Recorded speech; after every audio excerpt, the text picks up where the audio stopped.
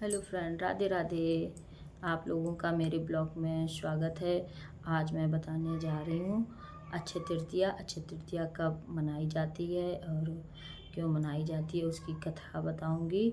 और पहले तो उसकी विधि और ये सब बताऊंगी। और अक्षय तृतीया कब है, किस तारीख को है, ये सब बताऊंगी। आप मेरे ब्लॉग में सुनिए। अक्षय तृतीया 2026 19 अप्रैल रविवार को मनाई जाएगी। तृतीया तिथि प्रारंभ 19 अप्रैल सुबह 10:49 पर होगी और तृतीया तिथि समाप्त 20 अप्रैल सुबह 7:27 पर होगी।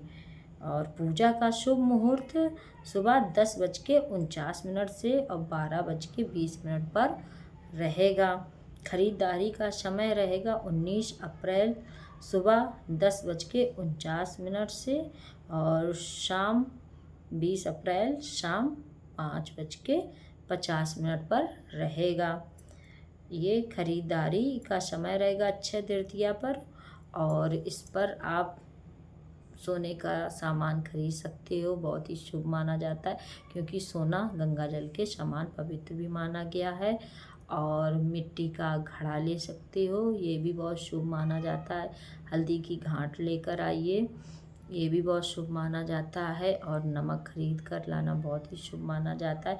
आप अक्षय तृतीया पर ये चीज़ें, जो कुछ चीज़ें हैं वो आप खरीद के ला सकते हो, बहुत ही शुभ माना जाता है। हालांकि सोना खरीदना ज़्यादा ही बताया गया है, खास कि सोना खरीदिए अच्छी तरह, नहीं सोना भी खरीद सकते हो। और जो मैं बातों को बता रही हूँ ये भी आप सामान खरीद सकते हो बेझिझक, और ये बहुत ही शुभ होती हैं।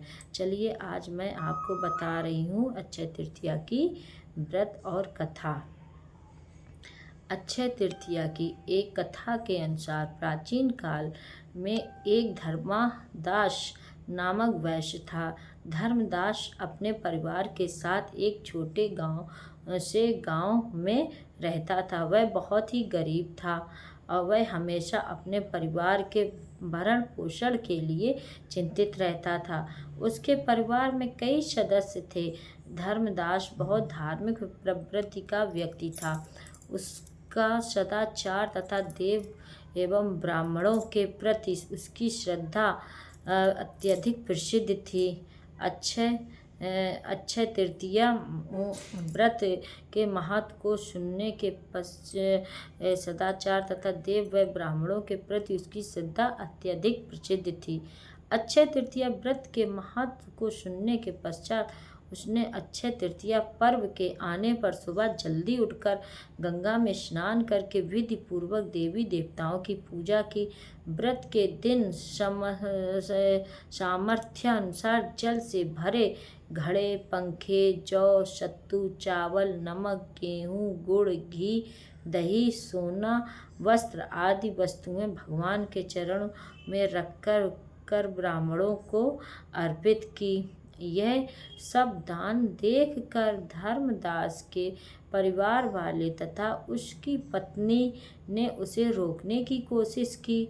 उन्होंने कहा कि अगर धर्मदास इतना सब कुछ दान में दे देगा और पुण्य कर्म में विचलित नहीं दे दान में और दे देगा तो उसका परिवार का पालन पोषण कैसे होगा।